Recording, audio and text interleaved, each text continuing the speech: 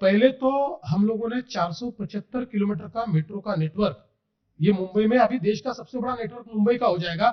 इसमें से 200 किलोमीटर करीब तैयार हो गया है, बचा हुआ अगले 2 साल में हम पूरा डिलीवर कर रहे हैं। और मैं आपको बताना चाहता हूं कि जो सबसे बड़ी हमारी अंडरग्राउंड मेट्रो की लाइन है 40 किलोमीटर की, उस लाइन का हम लोगों ने ट्रैफिक स्टडी किया। जब लाइन तैयार की थी तब ट्रैफिक स्टडी किया और अब ट्रैफिक स्टडी किया, तो उस एक लाइन से मुंबई में 30% डीकंजेशन हुआ है। उस लाइन के ऊपर 30% ट्रैफिक का डीकंजेशन। तो एक और हम लोग मेट्रो का बड़ा काम कर रहे हैं, दूसरी ओर हम इलेक्ट्रिक बसेस के माध्यम से एक फीडर रूट तैयार कर रहे हैं। हमने एक प्रकार से पब्लिक ट्रांसपोर्ट का इंटीग्रेशन किया है।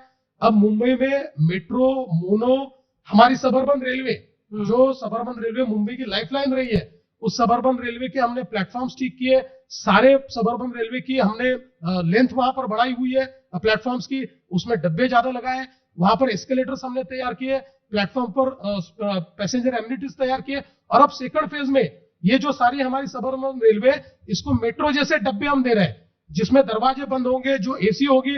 और ये देने के बावजूद हम लोग उसका फेयर, सेकंड क्लास का आज जो फेयर है उतना ही फेयर रखने वाले हैं। और इन सबका हमने इंटीग्रेशन किया है। अब एक सिंगल ऐप पर आप अपना ट्रैवल प्लान तैयार कर सकते हो। कहीं से भी कहीं पर भी जाना है तो आप कौन सा पब्लिक ट्रांसपोर्ट कहां से मिलेगा, कहां इंटरचेंज होगा, आप एंड टू एंड जा सकते हो और सिंगल टिकट पर जा सकते हो। एक टिकट आपने लिया, इनमें से किसी भी पब्लिक ट्रांसपोर्ट में आप लोग जा सकते हो। ये हमने किया है। इसका दूसरा एक और मैं आपको बताना चाहता हूं कि हम लोगों ने कोस्टल रोड तैयार किया।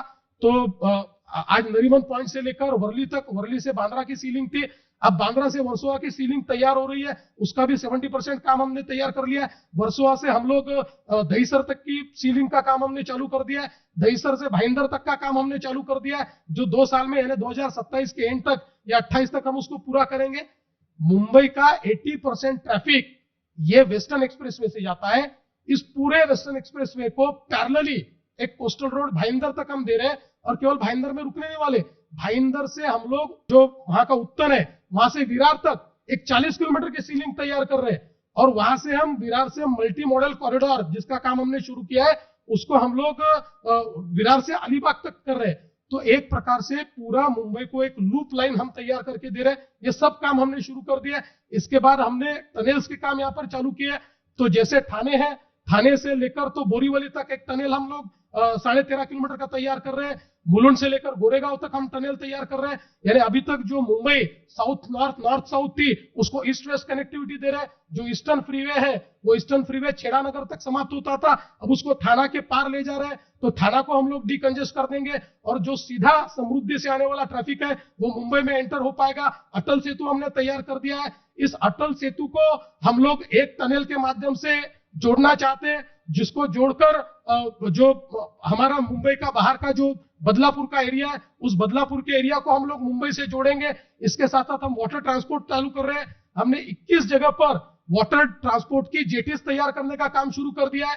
अभी हम लोग 85 नॉटिकल माइल्स का वाटर ट्रांसपोर्ट तैयार कर चुके हैं।